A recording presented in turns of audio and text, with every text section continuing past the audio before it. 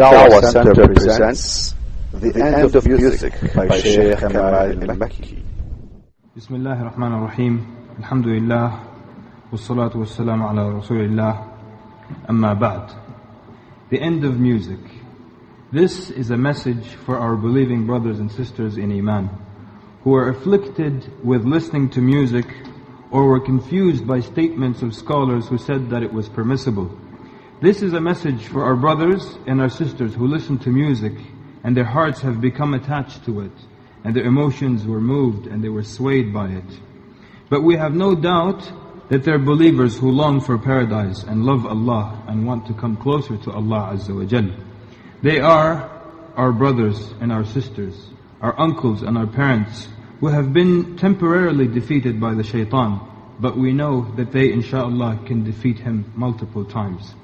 What can I say about music and where do I begin? It has affected the hearts and swayed people away from the straight path and has caused the religion to take the back seat. It has caused people's addiction to the point where they left the Quran and abandoned the masajid. What can I say about music? If you ask someone the simplest question about the Prophet ﷺ, they cannot respond. If you ask them about the mothers of the believers, their own mothers, they could not even tell you their names. If you ask them about the prophets of Allah or the companions radiallahu anhum ajma'een, they cannot respond to your questions. But they can tell you about individuals who sing and curse all day and produce the worst messages for our youth, offering nothing positive to their communities or to the environment. They can tell you about those people and their childhood and where they grew up and who they married and who they're dating and what year they put out their albums. There is one study that says the youth from between the ages of 15 and 20, they listen to about 26.8 hours of music per week. About 27 hours of music per week. And those who are 55 and older, they listen to about 13 hours of music per week. And now, with it being available online for free and many devices that can carry thousands and thousands of songs, you can expect these numbers to increase. The sad part, brothers and sisters, is that any time someone commits a sin, he is using the blessing given to him by Allah Azza wa Jal to disobey Allah Azza wa Jal. And the sad thing is that we're going to be asked about all the blessings and how we use them on this earth. And hearing is one of the greatest of the blessings given to us, and Allah Azza wa Jal will ask us about what we listen to on this earth. Allah subhanahu wa ta'ala says in the Quran, إِنَّ السَّمْعَ وَالْبَصَرَ وَالْفُؤَادِ كُلُّ أُولَٰئِكَ كَانَ عَنْهُ مَسْئُولًا. Here Allah subhanahu wa ta'ala says, verily the hearing and the sight and the heart, you will be questioned by Allah about all of these things. And so the righteous then, they have recognized that the shaitan is their enemy and they stayed away from the path that lead to the shaitan. When Allah Azza wa Jal commanded Iblis alayhi la'natullah to prostrate to Adam, Iblis refused and disobeyed Allah subhanahu wa ta'ala. And then he vowed that he's going to misguide all human beings. So then Allah subhanahu wa ta'ala mentioned to Iblis some of the ways that in which he's going to use people and to take people away from the path of Allah subhanahu wa ta'ala. So Allah Azza wa Jal tells him, وَاسْتَفْسِزْ مَنِ اسْتَطَعْتَ مِنْهُمْ بِصَوْتِكَ وَأَجْلِبْ عَلَيْهِمْ بِخَيْلِكَ وَرَجْلِكَ وَشَارِكْهُمْ فِي الْأَمْوَالِ وَالْأَوْلَادِ وَعِدُهُمْ وَمَا يَعِدُهُمُ الشَّيْطَانُ إِلَّا غُرُورًا. In this verse, Allah Azza wa Jal tells the shaitan, and befool them gradually, those whom you can amongst them, with your voice. So what do you think would be the voice of the shaitan? And right now these verses that we're going to mention, they do not say anything about music being haram, but you start to see a kind of music being put in a bad light. But these verses are not saying that it's haram so far. But so far now we're seeing that Allah Azza wa Jal is telling the shaitan, misguide whomever you can from humanity with your voice. So what is this voice? It includes songs and music and anything else. It is a very general term. Anything else that calls to the disobedience to Allah or calls anything away from Allah. So not just music, but this is a general term.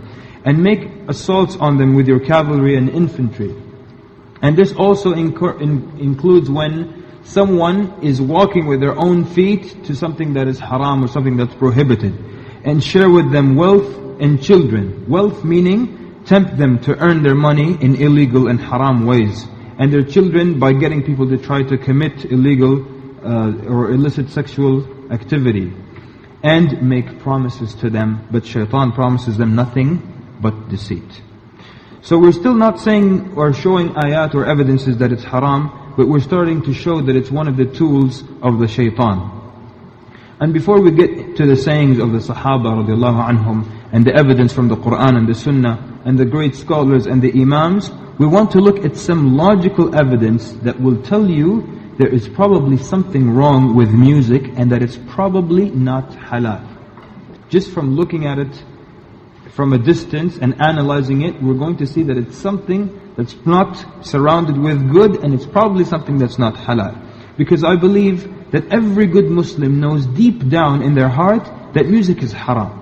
Perhaps some of us don't want to face that reality, but deep down they know that it's haram. And this is illustrated in this story where a man came to the companion, Abdullah ibn Abbas radiallahu anhuma. And he said, Ya ibn Abbas, أَرَأَيْتَ الْغِنَاءَ أَحَلَالٌ هُوَ أَمْ حَرَامٌ? O Ibn Abbas, this music, this singing, is it halal or haram? And here al-ghina specifically is singing. So what is he asking about? He is asking about the ghina, the singing of the Arab, the Bedouin Arabs and their singing. This is singing that does not include talking about fornication or homosexuality. It does not show people dancing or videos, people wearing, I'm ashamed to say it, but wearing bikinis or things of that sort, or using bad words. So he's asking about this. Is this permissible? So Ibn Abbas tells him, أَرَأَيْتَ الْحَقَّ وَالْبَاطِلِ إِذَا جَاءَ يَوْمَ الْقِيَامَةِ فَأَيْنَ يَكُونُ الْغِنَى? He says, do you see the truth and falsehood? When they come forth on the day of judgment, which side do you think music will be on? You think it will be on the side of truth, on the side of the prophets, on the side of the Quran and dhikr and Psalm and Salah and Allah Azza wa Jal? Or it will be on the side of falsehood? So the man said, يَكُونُ مَعَ الْبَاطِلِ, that it will be with falsehood. So Ibn Abbas says, فَمَاذَا بَعْدَ الْحَقِّ إِلَّا الضَّلَالِ إِذْهَبْ فَقَدْ أَفْتَيْتَ نَفْسَكَ. He tells him, what is besides the truth? Meaning, if it's not the truth, it's falsehood. Go, you have answered your own question by yourself. So the man knew the answer by himself, and I believe that we all know the answer. So let's look at just some of the logical evidences. We find that halal things and good things, they generally have good descriptions and good attributes. When you look at prayer, you look at fasting, reciting the Quran, when people gather to pray, generally good things happen in these gatherings. It's a good gathering. When people gather to recite the Quran, it's a good gathering. And you don't find it being surrounded by things that are haram. But things that are haram are usually surrounded with things that are haram. And look at the things that surround music. Whenever people gather around music, there are typically not gatherings of righteous people.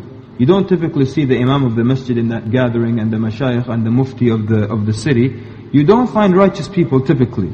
And you find intermingling, and women with their hair uncovered, and women who are poorly dressed, and you will find alcohol, and dancing, and smoking, and that night usually ends with the sin of zina, fornication, wal-'iyadhu billah. So this is the first indication then that it's haram, because it's always accompanied and surrounded with things that are haram. The second indication then, and still without going into any of the hadith, is the feeling that you get from music. It does not bring you closer to Allah. Even the biggest music lover, get a Muslim who is the biggest music lover, he will not be pleased if he hears rap music in the masjid. Why? Because he knows this is not a feeling you're supposed to get in the masjid. We're talking about someone who is the biggest music lover in the community. If he enters the Jum'ah and he finds the Imam up on the minbar with a big boom box, then the Imam hits play, and then a funky beat comes over, and then the Imam starts to freestyle. Yes? The biggest music lover in the audience will become upset and offended. Why? Because they know this is something that is totally opposite of the feeling that he came to get. He came to be reminded of Allah Azza wa Jal and to listen to the ayat and the Quran and the ahadith, which take him in one direction, but the feeling that you get from music takes you in the opposite direction. And that's why many years ago the early scholars of Islam, they used to say that music and the Quran cannot be combined in the heart of the believer. there's not enough room in your heart for both of them. You either love one or the other. And like I said, you try that and test that when you get in someone's vehicle. You find they either have music tapes or they have Quran tapes. They listen to one or the other. And the Quran, it takes you in a direction where it prevents you from following your desires, and it commands chastity, and it commands modesty, and it controls these desires and prevents you from following the steps of the shaitan. And music takes you in a direction that's totally opposite. So of the feelings that music causes, it causes people to feel less shame. They feel a lack of shame, and they're less shy, and they're not embarrassed, male or female. You see when there's loud music played, they're not very embarrassed to jump up and down and twirl and fall on the ground and get up again. They're not embarrassed to do that. And the women are not embarrassed to do that. Have you ever heard of a female dancer who was too shy because there were men in the room? She said, I don't want to dance, there are too many men watching me. Or I'm not dressed properly, I'm not covered right. Rarely is it associated with haya. Rarely is it associated with these feelings of iman. But you find these people, they don't care. And notice how, when people repent, and they come back to Allah, they usually stop going to nightclubs and parties. Why is that? Because they know these are bad places, and these places are also associated with music. The second thing concerning the feeling that you get from music is that it causes this fitna, it causes this, it arouses desires, the sexual desires in people. And even the fitna of the voice of women. And so it's not just enough that the voice of woman is enough to stir emotions in a man, but now these female singers, they're purposely making their voice softer, and they're dancing in ways that are sexually suggestive, and they're not wearing proper clothing. So what do you expect? Except that the man's heart is going to be moved by that, and his feelings are going to be moved by that. And this is something that even Christians are aware of. There's a church called the Church of Christ. That's it. That's the name of it. And they don't believe in music in church. They don't believe in dancing. They look at it as sexually suggestive. And it's so surprising and shocking when Muslims see that there's absolutely nothing wrong with this type of behavior. When we look at the Quran, Allah Azza wa Jal says, for the women, وَلَا يَضْرِبْنَ بِأَرْجُلِهِنَّ لِيَعْلَمَ مَا يُخْفِينَ مِنْ زِينَتِهِنَّ وَتُوبُوا إِلَى اللَّهِ جَمِيعًا أَيُّهَا الْمُؤْمِنُونَ لَعَلَّكُمْ تُفْلِحُونَ. Here Allah is saying to the women that they should not strike their feet in order to draw attention to their hidden ornaments. So forget the voice, the soft voice of the woman while she's shaking her hair from left and right and dancing and singing and jumping up and down.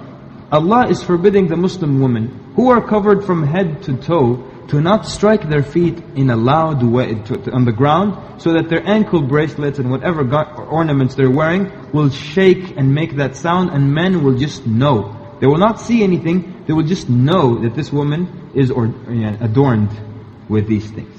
If Allah is preventing this voice, what about then the woman coming and telling, saying sweet things and sweet words?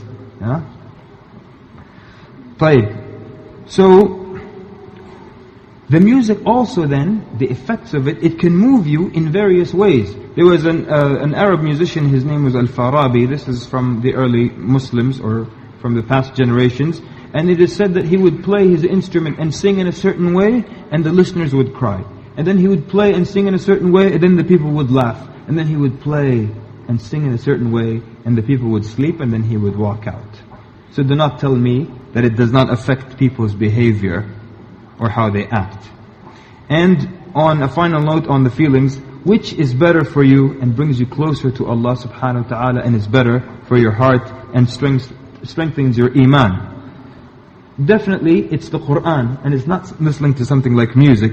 So how can it be the case, and how can we know this answer, and yet people listen to more music than they do to the Quran?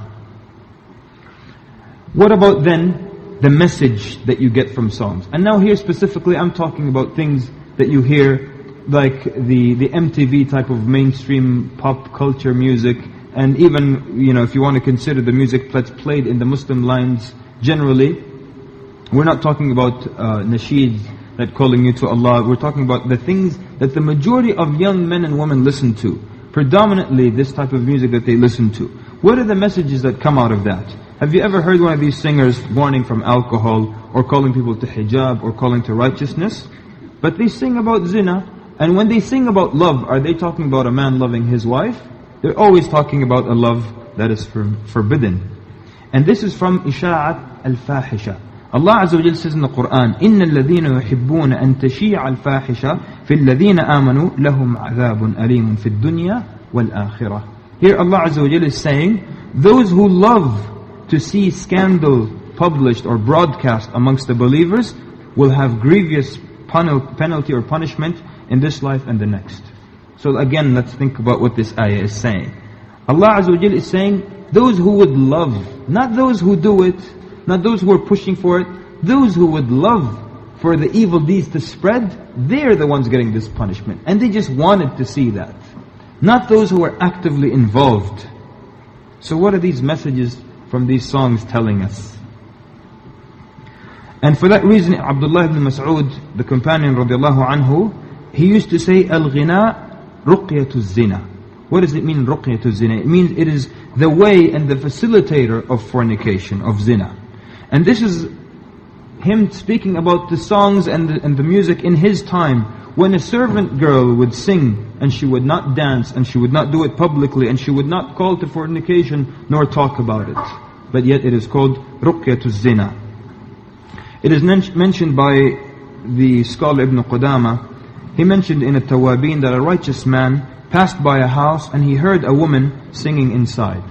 And so what happened? He was walking by, but he slowed down a little bit so he can hear this woman. And so the owner came out and he said, do you want to come in to listen? So the man said, A'udhu billah, we seek refuge from Allah. So the man tells him, he insisted, come inside and just listen. So the man says, he let me sit in a place where I can't see her and she can't see me. So there is now a hijab between them, like a partition between them.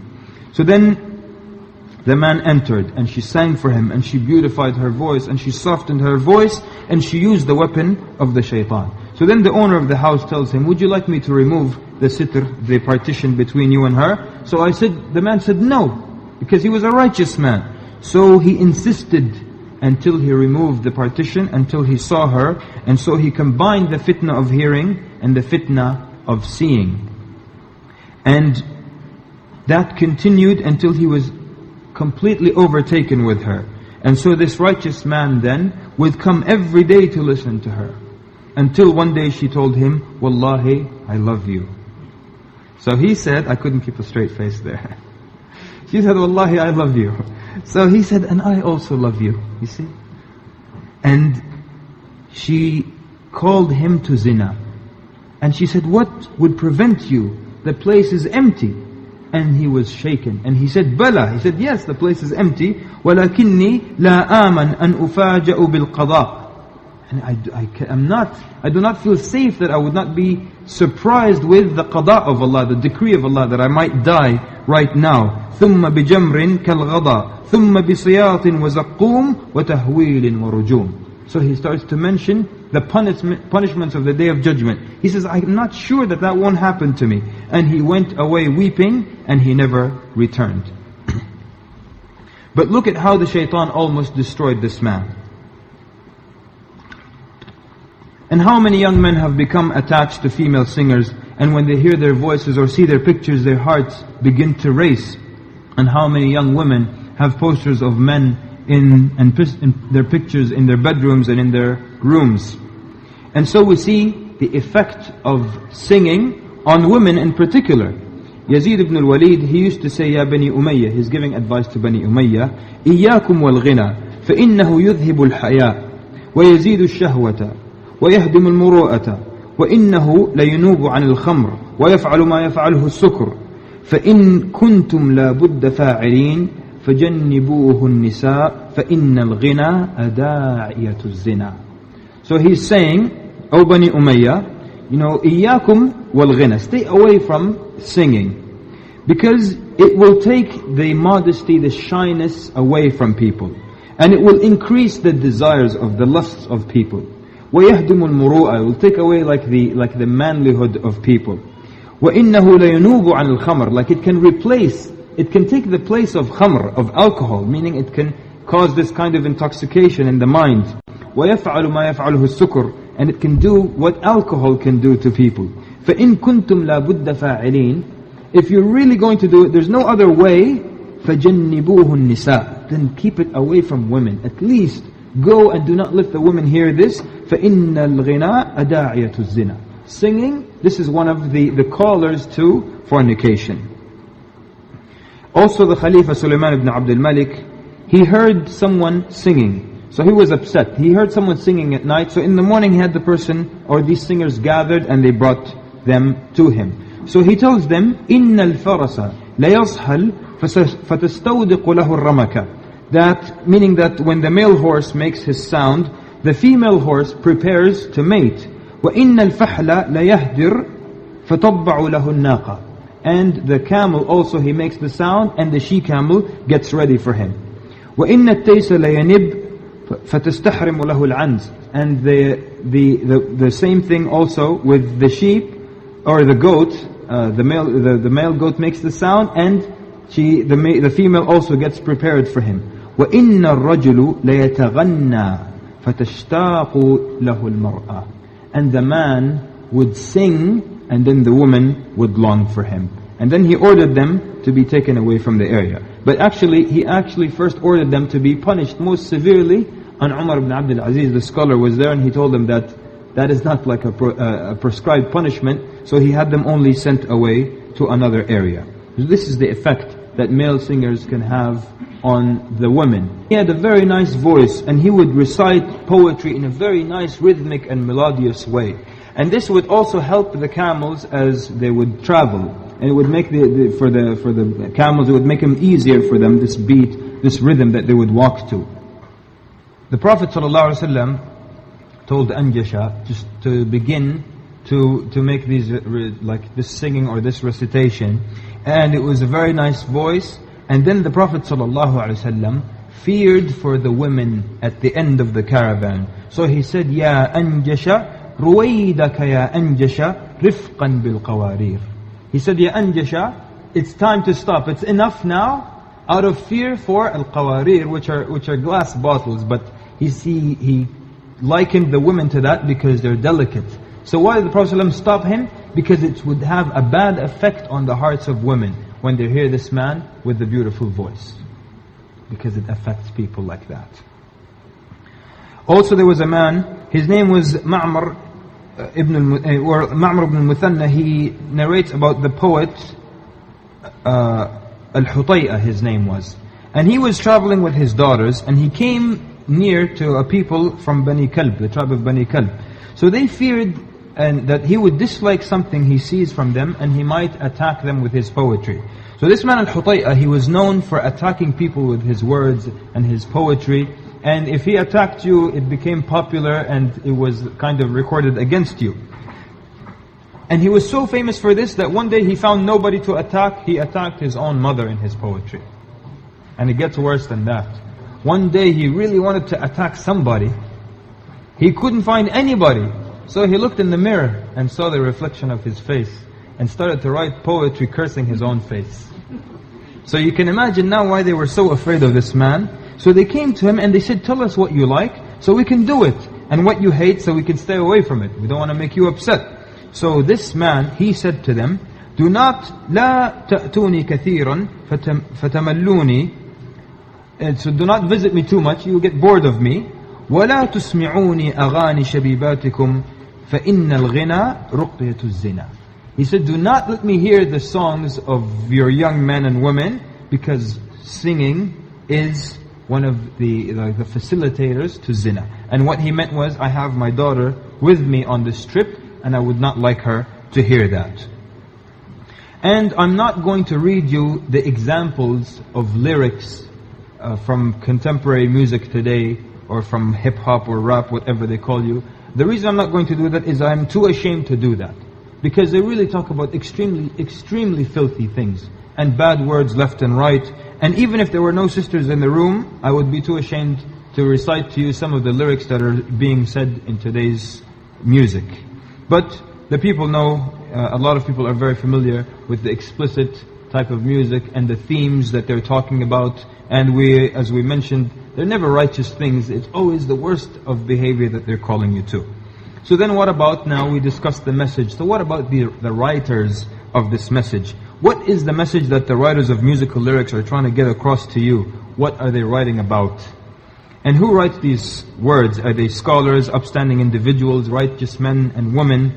You look at heavy metal, it's, usually sex, drugs, devils, and killing yourself. And I know I'm generalizing. Rap, it's sex, drugs, murder, garden tools, and how many garden tools that you have. You understand? Degrading women, talking about, pimping and things that are so embarrassing to mention. Blues, it's about hard times, broken hearts, and being broke yourself. Country music, my truck broke down, my dog ran away, and I have a broken heart as well. So, are the writers of these songs people that you would like to get advice and words of wisdom from? What is Puff Diddy attempting to tell you in his lyrics? What would you get advice from someone whose name is Snoop Doggy Kalb? Snoop Doggy Kalb. So, and would you take advice from me today, Kamal el Mekki, if I was sitting here dressed in baggy and sagging pants and I had a grill in my mouth and I was cursing, would you accept advice from me? Any kind of advice from me? So why do people then listen to the lyrics of these people and accept their advice? So someone might argue that this doesn't affect me. I listen to this music, it's just entertainment and it doesn't affect me. And someone like that, I would ask, have you ever been to a high school? When you enter a high school today and you look at people, can you, just from how they dress, identify those who listen to heavy metal and punk rock just from how they dress, and those who listen to hip hop just from how they dress? And who are the people who are called the goths, or isn't that a subculture that is related to gothic music? And cases of suicides from listening to songs. You might remember in the 80s there was a lawsuit against a man, Ozzy Osbourne, because some kid listened to his song and he shot himself, he committed suicide. I mean, whether or not he told him to do so, but the point is, some people are affected by these kinds of things. Umar ibn Abdul Aziz radiallahu anhu, the Khalifa, he wrote to the mu'addib, the tutor of his sons. The mu'addibeen would teach poetry and refined manners and things of that sort. So he wrote to him saying, let your first lesson to them be the hatred of musical instruments that begin with the shaitan and end with the wrath of Allah. For it reached me from the people of knowledge that listening to music and songs grows hypocrisy in the heart, the same way water causes plants to grow. So with that we say to the one who listens to music, O Muslim, lawful things have good attributes. Where is the good in singing, dancing, and listening to flutes? Can we compare the words of singers and sounds of musicians to the glorious Qur'an, its lessons, wisdoms, and admonitions? How many singers do you know and give admiration? And how many do you know of the companions and the following generation? How much do you spend on singers from your dollars compared to how much you know of Islamic scholars? Do you see how much is memorized of music, songs, while you ignore the book to which memorization belongs? How much do you memorize of these incantations and sway back and forth in intoxication? Have you not seen those who follow the misguided and increase the loudness of the music when they should hide it? And who writes these songs? Thinkers or men of academia, or maybe scholars like Ahmad Malik or maybe Ibn Taymiyyah? O you who listen to music, don't you see that all the songs of the world and all the lyrics you've seen wouldn't compare in reward to Alif Lam Mim? It replaces the Qur'an, brothers and sisters. It replaces the Qur'an in people's hearts. Umar ibn Abdul Aziz said to his sons, أُحَذِّرُكُمُ الْغِنَاءِ أُحَذِّرُكُمُ الْغِنَاءِ أُحَذِّرُكُمُ الْغِنَاءِ. I warn you of singing 3 times. فَمَا اسْتَمَعَهُ عَبْدٌ إِلَّا أَنْسَاهُ اللَّهُ الْقُرْآنِ. No one listens to it except that Allah will cause him to forget the Qur'an. And people listen to music and they can cry, and they listen to the Qur'an and they don't cry. And they can stand for hours on their feet at a concert, but if the Taraweeh gets a little bit too long, they cannot bear it. One scholar asked someone, which does Allah love more, Qur'an or music? And the man said, Qur'an. He said, then why don't you love what Allah loves more? What is your reason for that?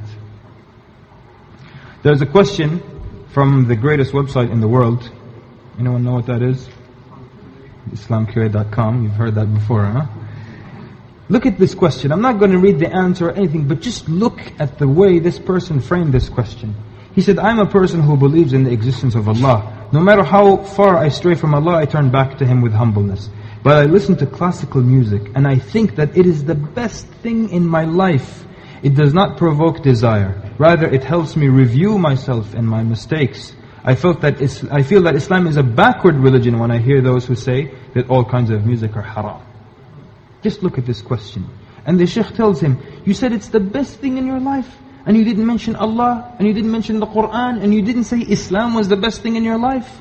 Look at how it takes over people's lives, people. And he says, it helps me review myself and my mistakes. So the Shaykh said to him, it didn't help you review this mistake when you wrote it. And he tells me, you feel Islam is a backward religion just because of this? So you see how much now it takes over people's lives and their hearts. And so they defend it and they told you, well, it calms you down and it relaxes your nerves. So which calms you down and relaxes your nerves? That, or when you have a calamity, you listen to a music, or you run and you rush to Allah Azza wa Jal and you beg and you cry to Allah subhanahu wa ta'ala. Didn't Allah subhanahu wa ta'ala say in the Quran, الَّذِينَ آمَنُوا وَتَطْمَئِنُّ قُلُوبُهُم بِذِكْرِ اللَّهِ أَلَا بِذِكْرِ اللَّهِ تَطْمَئِنُّ الْقُلُوبِ. Those who believe and whose hearts find satisfaction in the remembrance of Allah. For without doubt in the remembrance of Allah do hearts find satisfaction. And as some scholars argue, if music really made you, a more refined person and more gentle and calms your nerves and so on and so forth, if it did soften the hearts, then the hearts of the musicians would be the best of hearts and their attitude and behavior would be the best. But what do we find as a reality? That they are the people who behave the worst. So that means it can't be something that gets you to behave better. So, before we even started to look at the ayat and the hadith, we saw that it was surrounded with haram. The people involved with it and the people who write it are not amongst the righteous, and many times they're from the dissolutes, and their messages are not good, and the effects of music are not good, and the effects of music do not bring you closer to Allah. And the worst thing is that it replaces the Quran, and it takes up so much of people's time, as we looked at the numbers. And generally Allah subhanahu wa ta'ala will make halal for us everything that is good, and He will make haram for us everything that is bad. يُحِلُّ لَهُمُ الطَّيِّبَاتِ وَيُحَرِّمُ عَلَيْهِمُ الْخَبَائِثِ.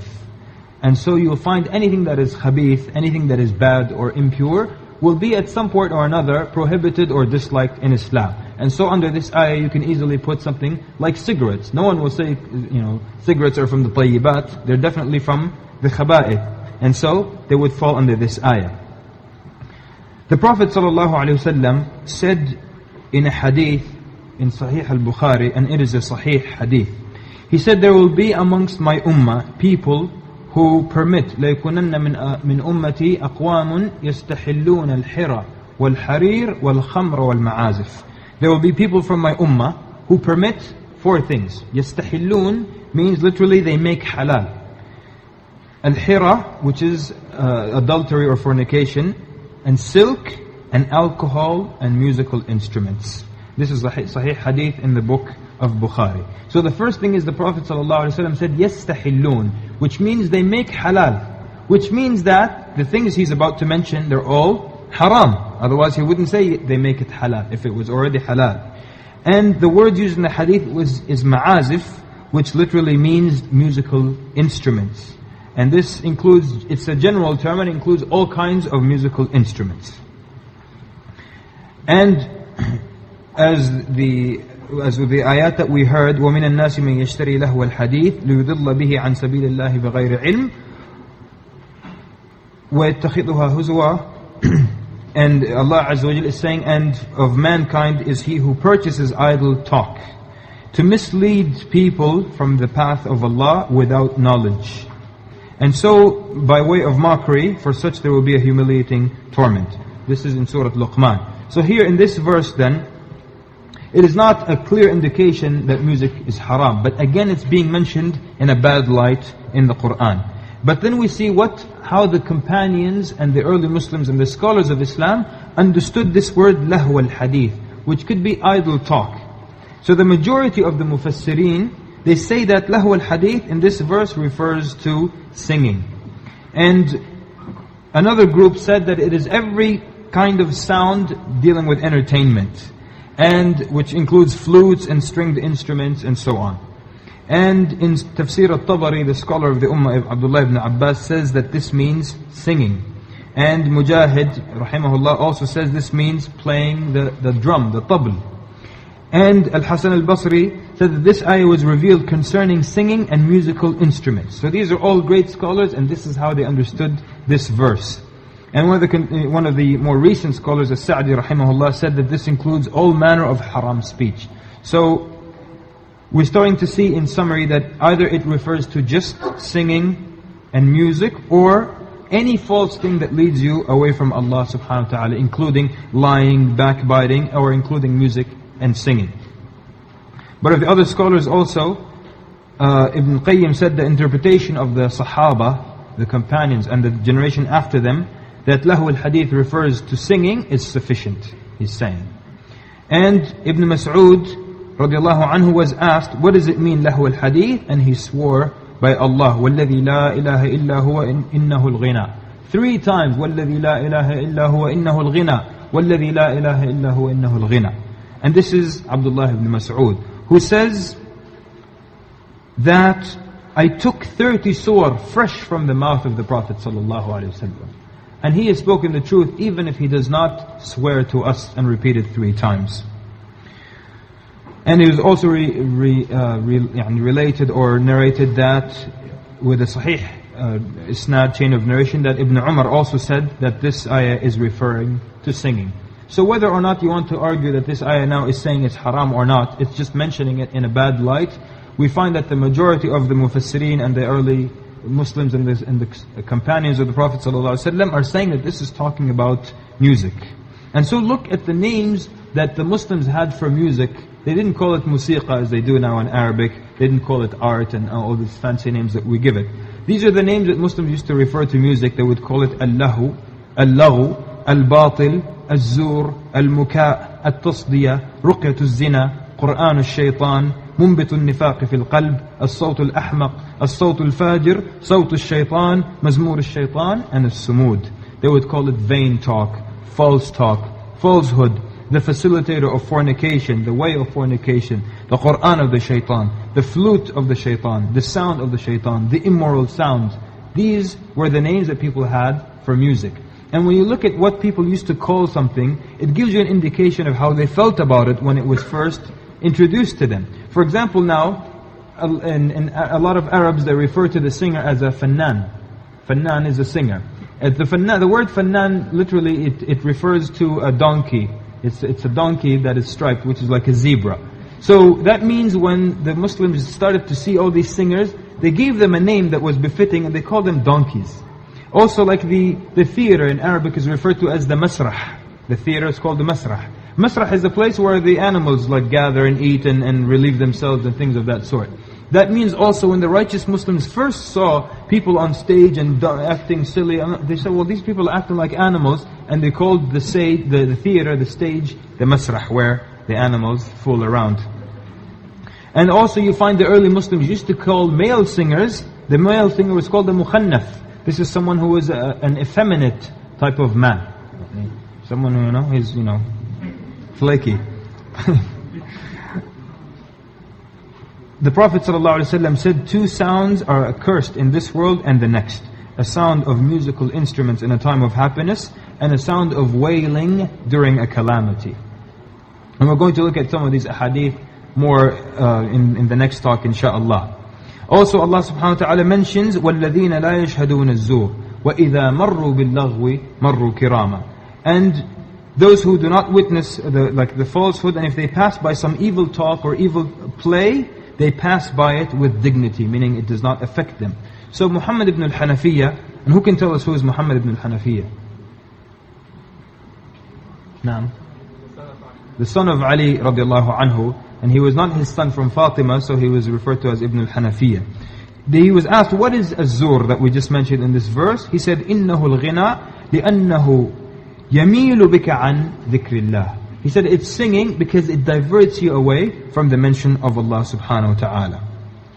Likewise, Allah Azza wa Jalla says in the Quran to the kuffar of Quraysh, أَفَمِنْ هَذَا الْحَدِيثِ تَعْجَبُونَ وَتَضْحَكُونَ وَلَا تَبْكُونَ وَأَنْتُمْ سَامِدُونَ. In this verse, Allah subhanahu wa ta'ala says, like you marvel from this speech, and you laugh and you do not cry, وَأَنْتُمْ سَامِدُونَ. Ibn Abbas said, Samidun means mughannun, that you're singing. The Arabs used to say, Ismud lana, meaning, ghanni lana, sing for us. And this is, meaning that when the Quraysh, the Prophet ﷺ or the Muslims would recite Quran, they would drown out the verses of the Quran by their singing. And Allah subhanahu wa ta'ala rebukes them here. So when we say then, that it is haram, we're accused of being backwards, people who are against art and creativity. But really, in music, it has wasted the time of our young men and women with hours and hours of listening to it and following the news of those who create it, and they have not learned their religion, nor have they learned any other sciences, and have not even become involved in politics. I've visited one country in Eurasia, and the government there, part of their policy is to keep the youth occupied with music constantly. There is absolutely nothing on their television except music all night and day. And the only time that is interrupted is to show them a movie. Music all the time. And so, it is very disheartening and very sad that all the youth, the young men and women, the only thing they care about is this musician, and he divorced so-and-so, and this one has a new album out, and that's all they think about. And they're not involved in anything that helps them better their life or their society or their country. And so music begins with the shaitan, and it ends with the anger of Ar-Rahman. And it moves people to ugly things, and it decreases your haya. And so you see people, they clap and they move up and down and they scream and they spin, and they're not ashamed, and we seek refuge and the protection of Allah from these things. Some of the early Muslims used to say singing brings hypocrisy in people, and inad, that they become stubborn, and kadhib, lying, and riqqa, which is muyu'a, which is when the man is not like, manly or like, hard anymore. Becomes soft, and he becomes softened by this. So we look at some of the opinions of the companions and the scholars of Islam. And the companions, there are some issues that the Sahaba disagreed upon. So you can choose this side or that side. But on the issue of music, they did not disagree once. There is no disagreement of the companions. They have ijma' on this issue. Consensus that this thing, that music, was haram. There was not any companion who said that it's okay. And anyone who says so, we challenge them to bring us proof of any one companion who said that it's okay. Ibn Mas'ud held that listening to musical instruments give birth to disbelief and hypocrisy in the heart. Ibn Abbas said it's haram. Ibn Mas'ud, Jabir ibn Abdullah, not a single one of them said that it's okay. And of the four Imams, Ibn al-Qayyim rahimahullah, he mentions the madhab of Imam Abu Hanifa is the strictest in this regard. And his comments and the comments of his students are the harshest. He says, the points are, his companions, and by that we mean that the students of Imam Abu Hanifa, they clearly stated that it's haram to listen to all musical instruments. And they said the person who listens to them is a fasiq. Fasiq is someone who is a dissolute, someone who lacks moral restraint, or a rebellious evildoer, whose testimony should be rejected. So just for listening to Jay-Z, we do not accept your testimony anymore. And they also said that music and listening to music and enjoying it is kufr. Now, they said it's kufr, but they based that on a weak hadith. So we're not saying what they say, but it just shows you to what extent the Hanafis went. Abu Hanifa rahimahullah said, "Al-ghina min akbar al-dhunub allati yajibu tarkuha fawran." He said that singing is one of the biggest sins that someone needs to leave immediately. And Imam Malik, when asked about singing, he was asked about people who said singing was permissible. He said, "Ma yaf'alhu 'indana illa al-fussaq." No one would do that except someone who is a dissolute. And it is only the sinful people who do that. And the scholars say this was also based on the view of the people of Medina. Meaning, the people who lived in the city of Medina, and just a few generations ago they have seen the Prophet ﷺ or the companions of the Prophet ﷺ and how they lived and behaved. So that means they were upon this view as well, because they never saw the companions of the Prophet ﷺ accepting something like that. Imam al-Shafi'i said that the person is a fasiq and his testimony is not accepted. He also has another famous saying. He says, I left behind in Baghdad something that the heretics introduced, which they called taghbir, with which they distract people from the Qur'an. So al-Shafi'i is saying people started to come up with something called a taghbir. So what is this taghbir? Basically it's the type of poetry which encourages ascetic life, zuhd, tells you to leave the dunya. And it is sung by someone while he strikes a rod against some kind of drum or dried skin. So this is the comment of a Shafi'i on something like that. Until now, no video, music videos, no poor clothing, no bad words, calling people to leave from the materialism of the world, and yet he called it something that the heretics introduced, and they distract people from the Qur'an with this. Ahmad ibn Hanbal rahimahullah, he used to say, Al-ghina yumbut al-nifaq fil qalb wa la yu'jibuni, that it sprouts hypocrisy in the heart, and I do not like it. And not one of the four madahib said that music is halal. Not one of the four madahib. And of the other scholars, Al-Qasim, he said that singing is part of falsehood. Al-Hasan al-Basri said that if there is music involved in a dinner invitation, in a walima, then do not accept the invitation. And the other scholars, Imam al-Qurtubi, Imam Abu Tayyib al-Tabari, and Ibn al-Salah, and Ibn Rajab al-Hanbali, and Ibn al-Qayyim, and Ibn Hajar al-Haythami, and Makhul, and al-Nawawi, and many others, Ibn Qudama al-Maqdisi, and Ibn Taymiyyah, and al-Sha'bi, and Ibrahim al-Nakha'i, and Abu Thawr, and Nu'man. All of these people, all these great men, all these big names, saw that it was haram. So who will convince you if these people do not convince you? And Ibn Hajar al-Hanbali, he said that whoever attributes the opinion permitting music to any of the scholars who are respected in legal issues has surely erred. Anyone who says this scholar said it's permissible and that was a respectable scholar, for sure this person is mistaken. So this young boy, he was downloading music for free online, and as he was downloading, he saw the length of each song and how long it was, and he thought to himself that for the length of this entire song, every second of the length of this song, Allah is going to be upset with me, every second. And so by himself he cancelled all of the downloads. The thing that we want to remind and maybe conclude with is that death can come at any moment. Know that the angel of death overlooked you and took the souls of your brothers, and one day he's going to come to you and overlook others. Some people would be sitting and listening to music without any fear that the angel of death will come upon them at that moment. Ibn al-Qayyim rahimahullah, he mentions a singer, someone who was a music lover back then in his generation, and he was dying, he was in his deathbed.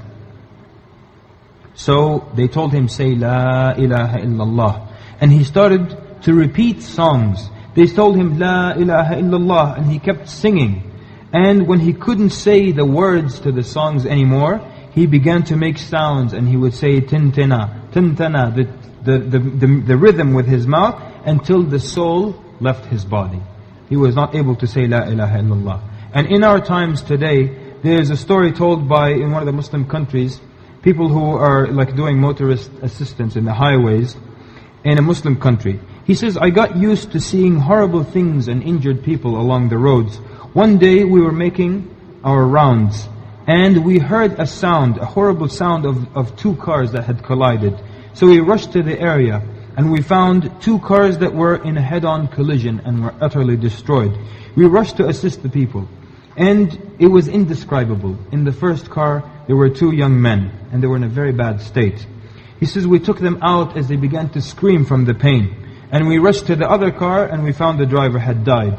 So we returned to those two, and they were in the state of ihtidar, meaning the soul now is leaving their bodies. So my partner rushed to them to say, and would tell them, say, La ilaha illallah. But they would be moaning in pain. La ilaha illallah. And they're not responding. So then when they started to be in the pangs of death, in the last minutes of death, or they were almost dead, they began to repeat words from songs. And they remained repeating these voices until just singing constantly, just singing lyrics from songs constantly. He's telling them La ilaha illallah, and they're only singing from songs. And then these voices, their voices started to gradually decrease. Then the first one became quiet, and after that the second one became quiet. We put all three in our car and we took them to the morgue. He said, my partner and I on the drive to the morgue, we were not speaking and we were both quiet. Suddenly my partner turned to me and he started to talk to me about death and the good and the bad end on earth, until we got to the hospital and we put the dead and we left. From that day onwards, every time I attempted to listen to music, I see the images of the two men as they bid farewell to this dunya with the sound of the shaitan. 6 months later, there was another accident. It was a young man who had a flat tire, and he was fixing it, and he got to the back of the car to take the spare out, and a speeding car came and it smashed into him.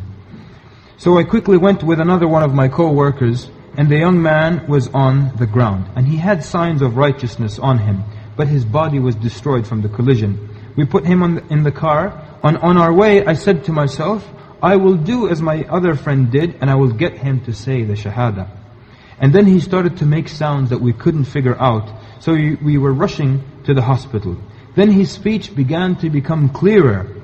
He was reciting the Quran in a beautiful voice. We turned to him and he was reciting with khushu' and sukoon. And his bones were broken and he was covered with blood on his clothes, and he was on his way to his death. We started to speed up even more. He kept reciting in a beautiful voice. I have never heard a voice of the recitation of the Quran so beautiful. And he was saying, إِنَّ الَّذِينَ قَالُوا رَبُّنَا اللَّهَ ثُمَّ اسْتَقَامُوا تتنزل عليهم الملائكة ألا تخافوا ولا تحزنوا وأبشروا بالجنة التي كنتم توعدون نحن أولياؤكم في الحياة الدنيا وفي الآخرة ولكم فيها ما تشتهي أنفسكم ولكم فيها ما تدعون. He was saying, those who say, look at what he is reciting, and these are his last words. Those who say, our Lord is Allah, and stand straight and steadfast, the angels descend upon them from time to time, saying, fear not and grieve not, but receive the glad tidings of paradise that you were promised. We are your protectors in this life and the next. Imagine reciting these ayat and these words, where you will have all that your souls desire, and you will have all that you ask for, a hospitable gift from the one that is most forgiving and most merciful. He says, my co-worker and I listened to that voice, then suddenly I felt a shiver run through my body and the voice stopped. We turned around and found him with his finger in the air, and he was saying, La ilaha illallah. We stopped the car and I jumped and I ran to the back, and I touched his hand and I checked his breath and I checked his heartbeat. There was nothing. And I began to cry. My partner turned to me and he said, what happened? I said, the young man has died. Mat al-shab. And he died while reciting the Quran. So my friend exploded into tears. As for me, I could not control myself and I began to cry uncontrollably, and my tears wouldn't stop. We continued on the way to the hospital, and when we got there we asked his family about him, and they said he was praying constantly at night and reciting the Quran. And for that there should be an admonition and an indication for those of us who walk around with iPods and constantly listen in their cars and online and in the planes and everywhere else. There should be then an indication and an admonition in that. But a lot of times when we say stories like this, people say, this will not happen to me. I mean, I listen to music, but this won't happen to me. But the truth is, brothers and sisters, this is beyond our control. And I will try to illustrate this to you. Have you ever had a song stuck in your head? A dumb song that perhaps you don't even like, stuck in your head all day, and you are conscious and awake and you can't get it out of your head all day. This is while you're conscious and awake and you can't control it. So what about when you're in the stupors of death? Stupors meaning like a drunken state. If you're 100% awake and you can't control a song in your head, what makes you think you can control it when you're in the stupors of death? And a song that you love might come out. And so these songs, they roll off our tongues easily. I'm going to ask you, I'm going to give you some lyrics, alright? And if you can complete them, you can complete them out loud, or you can complete them internally, or, whatever you like. We will not accuse you of knowing these songs. Because some of them I had to call friends and got these lyrics from. Some of them I heard from commercials, and even in the newscast I would hear them. So if I say, who let the, you know the end. And if I say, oops, don't worry, I love you, you love me, born to be, you gotta fight for your right to, so embarrassing. You ain't nothing but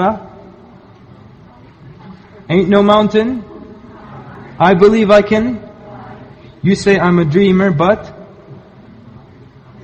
we will, R-E-S-P-E-C-T, find out. How about some difficult ones? Under my umbrella. I've never heard this, but they told me you would know it. Okay, now for the gangsters. Been spending most of their lives living in a... Brothers are like... How about this one then? All right, all right, all right, all right. You know the rest of it? It's Outcast. All right, all right, all right, all right, all right, all right, all right. Okay, complete the verses. وَمَنْ يُشَاقِقِ الرَّسُولِ مِنْ بَعْدِ مَا تَبَيَّنَ لَهُ الْهُدَى وَيَتَّبِعْ غَيْرَ سَبِيلِ الْمُؤْمِنِينَ نُوَلِّهِ مَا تَوَلَّى. Excellent. وَنُصْلِهِ جَهَنَّمَ وَسَاءَتْ مَصِيرًا. طيب وقال الرسول يا رب إن قوم اتخذوا هذا القرآن مهجورا. Oh my Lord, the Prophet said, oh my Lord, truly my people have abandoned the Quran. وما من غائبة في السماء والأرض إلا في كتاب مبين. So what makes us think we will be able to say La ilaha illallah so easily? When music rolls off our tongue and lyrics rolls off our tongue so easily, and the Quran has to struggle to come out of our mouth. There's a doctor, and he is a righteous man, inshallah, we don't overpraise him. He said in his career in a Muslim land, 36 people died in front of him. 36 people, and he would tell them, say La ilaha illallah. And in his entire career, only one person was able to say La ilaha illallah. And he would say that now, I guarantee you can say it 1,000,000 times if you want to right now. And everyone thinks they will be able to say it. But out of 36, he only saw one person able to say La ilaha illallah. So test yourself. What rolls off of your tongue easily? When you have a close call or you drop something and it breaks, what is the first thing on your tongue? Do you say Bismillah, Subhanallah, La ilaha illallah, Astaghfirullah, or is it a bad word? Oh, sugar, or something else. Or do you start damning things because something happened or something broke? So if in this dunya, while you're 100% awake and conscious, the first thing that rolls out of your tongue is something bad or a bad word, what makes you think you can say La ilaha illallah and it will roll off your tongue easily? And the Prophet ﷺ said, Man kana akhiru kalamuhu fi dunya La ilaha illallah dakhala al-jannah. Whoever his last speech in this dunya is La ilaha illallah, he will enter into paradise. And so now, the whole point is not to make you think you will not be of those people. Ask Allah Azza wa Jal that all of us are those who say La ilaha illallah as our final word. But the point is to make us afraid of our bad deeds. There was a man, his name was Zadan al-Kindi, and he was a singer. And he sat with a guitar type instrument with his friends on the road. And he was singing and they were clapping and enjoying. So Abdullah ibn Mas'ud radiallahu anhu, he came and he passed by them. And so they left. And he grabbed this man, Zadan al-Kindi. He grabbed him and he shook him. And he said, Ya ghulam, ma ahsana hadha as-sawt law kana biqira'ati al-Qur'an. He said, oh young man, what an excellent voice this would be if only you were reciting the Qur'an. Or in another narration he tells him, لو كان ما يسمع من حسن صوتك يا غلام بقراءة القرآن كنت أنت. He He said, if what was heard from your voice was the recitation of the Qur'an, كنت أنت, meaning you would have been the one people would turn to, people would look to for leadership. And so, Zadan then, he asked the people, who was that? They told him that was Abdullah ibn Mas'ud. He said, that was Abdullah ibn Mas'ud, the companion of the Prophet ﷺ? They said, yes. So he ran to Abdullah ibn Mas'ud and he began to cry to him and he broke his instrument. And Ibn Mas'ud embraced him and he cried and he said, كَيْفَ لَا أُحِبُّ مَنْ أَحَبَّهُ اللَّهِ. He said, how can I not love the one whom Allah loves? Why does Allah love him? Because إِنَّ اللَّهَ يُحِبُّ التَّوَّابِينَ وَيُحِبُّ الْمُتَطَهِّرِينَ. Allah loves those who constantly repent and those who purify themselves. So the man repented and that's why Ibn Mas'ud cried and hugged him. And Zadan stayed with him until he became one of the imams in the Qur'an. Perhaps some people who listened to this were angered by some of my speech because it showed fault in something that they loved. But remember that we're only calling you to something that is more beloved to you.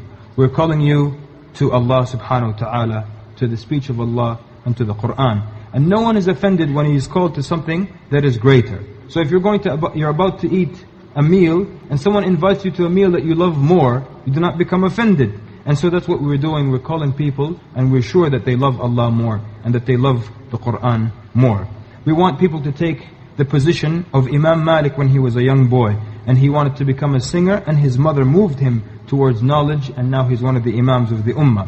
Today, Islam really and truly needs you to defend it against atheism, to bring people to Allah, to teach the youth and to teach the kids their religion and the proper role models to have, and to defend it against ideological attacks and political attacks. Your Prophet ﷺ is being insulted every month and every year. Will you plug up your ears with your iPod as if nothing happened? So take this then, those who listen to music, take it as your first step. And go home and delete your music files and break your CDs and come back to Allah or turn to Him even more. I want to conclude by sharing something very personal with you.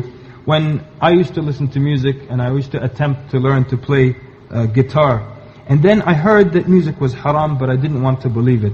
But I knew that was the truth. Because every time I listened to music, the feeling wasn't the one I was getting now at the classes and the masajid and reciting the Qur'an. So I became more and more convinced that it was haram without reading a single book or article on the topic. And I thought there was no way I can stop listening to music. But what happened was that once I was very busy for 2 or 3 days and I didn't have any time to listen to music. After the 2 or 3 days were over, I realized that I didn't even have the longing for it, and you don't really need to listen to it. There is no addiction, there is no patch or gum involved in quitting music.